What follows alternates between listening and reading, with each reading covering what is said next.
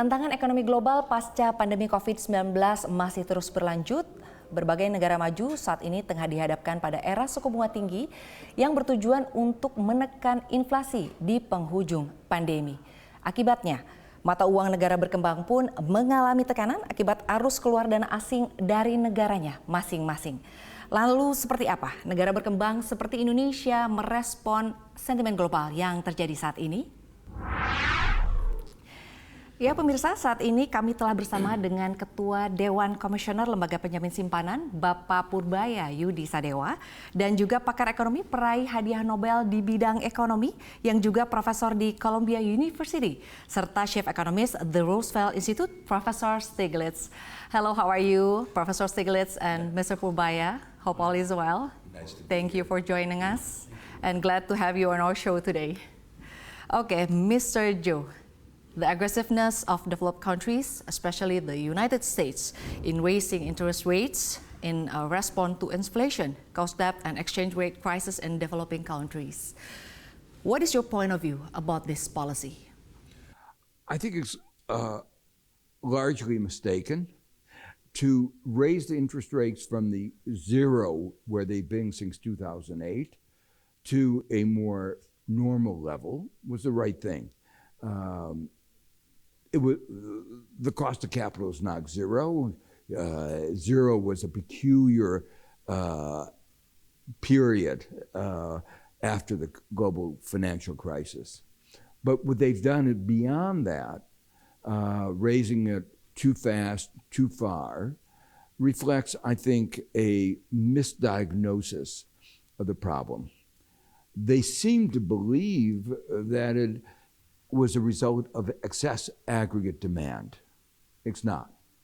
The inflation was largely, not totally, but largely a result of the supply side interruptions of the pandemic, the war in Ukraine, and some of the resulting shifts in demand. But it wasn't the aggregate demand.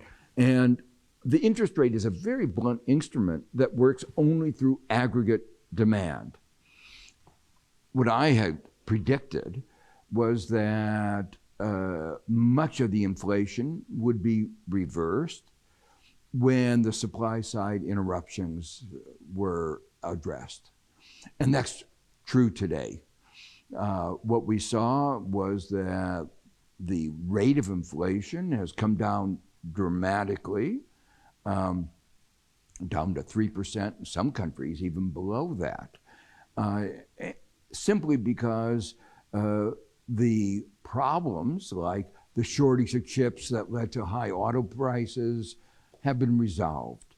The price of oil has come from 120 down to 80. Now, of course, there's some momentum. Those higher prices get translated into the prices of what's called core inflation, but the system is basically stable. So it's come down.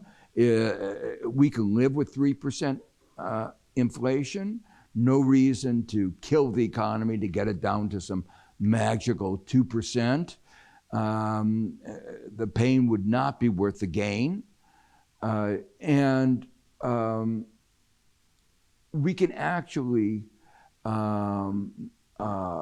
allow workers to have their wages catch up to prices without more inflation, because one of the things that happened in the period of high inflation was huge increases in markups, the ratio of prices to costs, and firms taking advantage of their monopoly power. And now that can be squeezed without further inflationary pressure. So I'm very critical of what the Fed has said, that it wants to increase unemployment. And of course, this all has very large global ramifications outside the borders of the U.S. Okay, but how can developing countries respond to this condition so as not to trigger an explosion of poverty and inequality? Unfortunately, the U.S., when it makes a mistake, it has global ramifications. And they have very little choice but to respond the best they can. Now, one of the things I think they should do is to engage at the World Bank and the IMF to say that the policy of the World Bank and the IMF, which links the interest rates at which these multilateral institutions lend to that high interest rate, makes no sense. In other words, even though the IMF, for instance, is supposed to be helping countries in stress, when it lends at a rate that's linked to the U.S. interest rate. It goes up when the U.S. interest rate. And therefore, as the U.S. interest rate goes up, countries that are in distress have to pay huge interest rates. There's no reason for that. The IMF was established to help countries in trouble, not to make them feel more pain. And so the global community, the developing countries, Indonesia and other countries, ought to go to the World Bank and the IMF and say, you have to change that policy. We can't stop the Fed from doing policy that may be right or wrong, but we can make sure that others don't have to follow the pain of their mistaken policies. Okay, thank you so much for your explanations.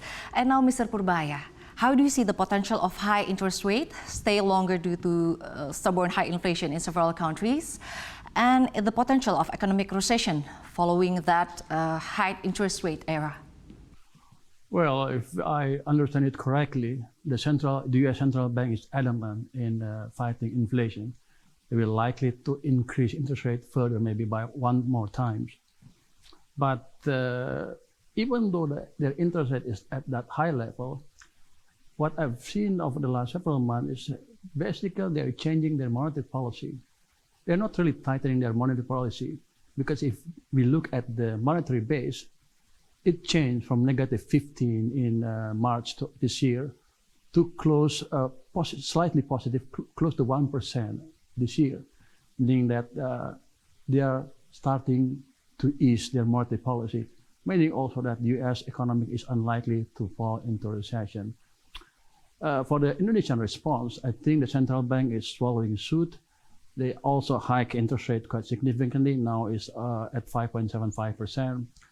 But what the world doesn't understand is that we have second policy rate, that is LPS, what we call a LPS policy rate, LPS guarantee rate, where when interest rate of a banking system is higher than that rate, we are not guaranteeing the fund.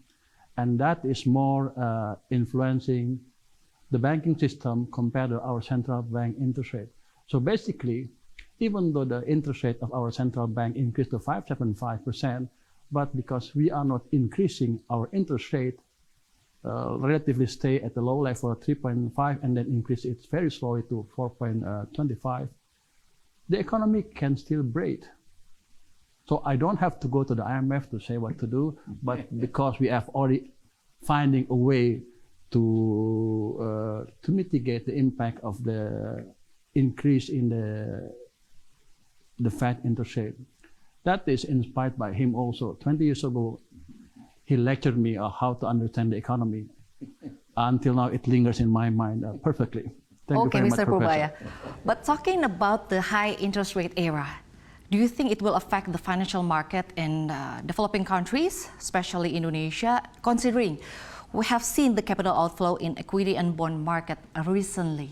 Well, initially, yes, because people thought maybe the central bank will hike interest rate further, and also as a result, the bond yields will increase. That will create potential capital loss for foreign bond investor in the country, so they move out because they are afraid of that. They're trying to reduce the loss. But our central bank is also a bit smart. If you remember correctly, early 2020, they let interest rate, the bond yield, 10-year bond yield government to increase to 8%. But after that, they reduced it to 6.5%. 2022, they increased it again to 7%.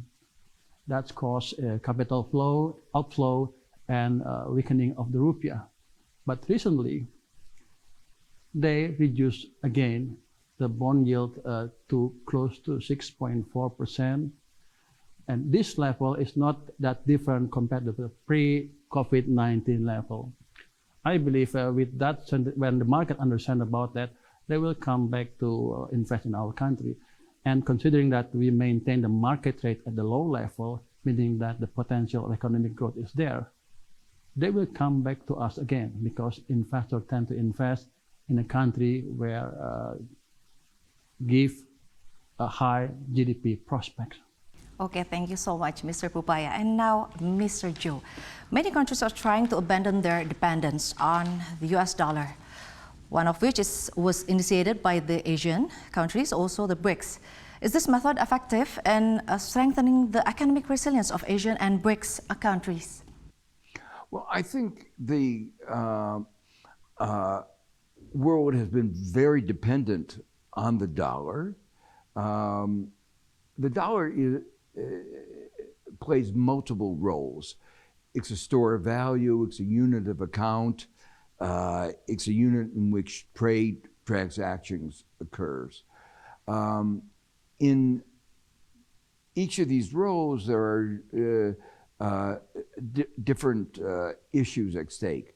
So for instance, as a reserve currency, there's not really any good substitute.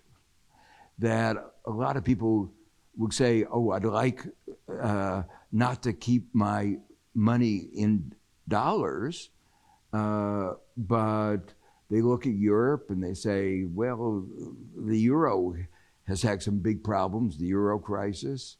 They don't want to put their money in China. Japan is too small.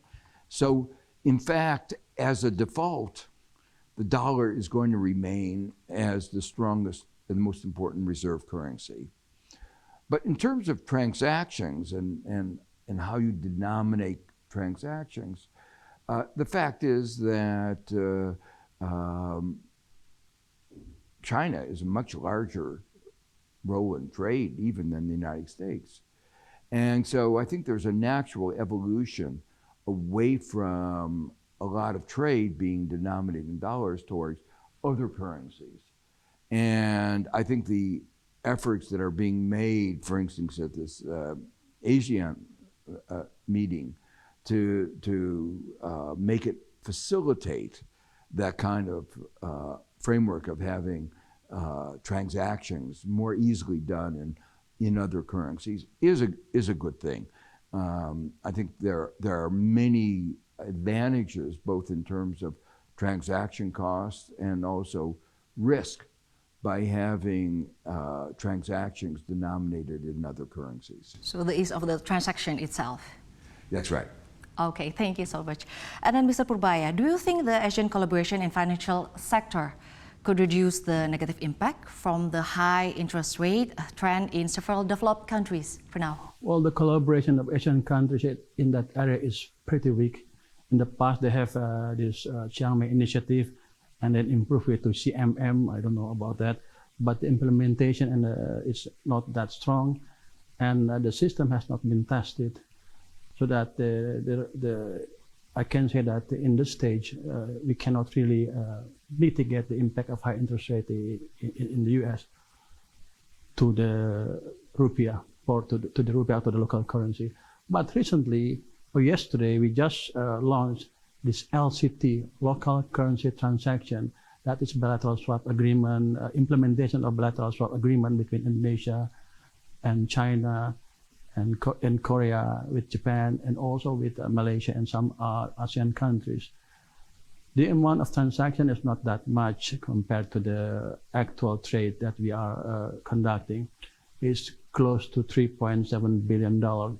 It's only 1% of the overall trade, but it is a starting. It's a good start. I think next year it will be increasing further and further.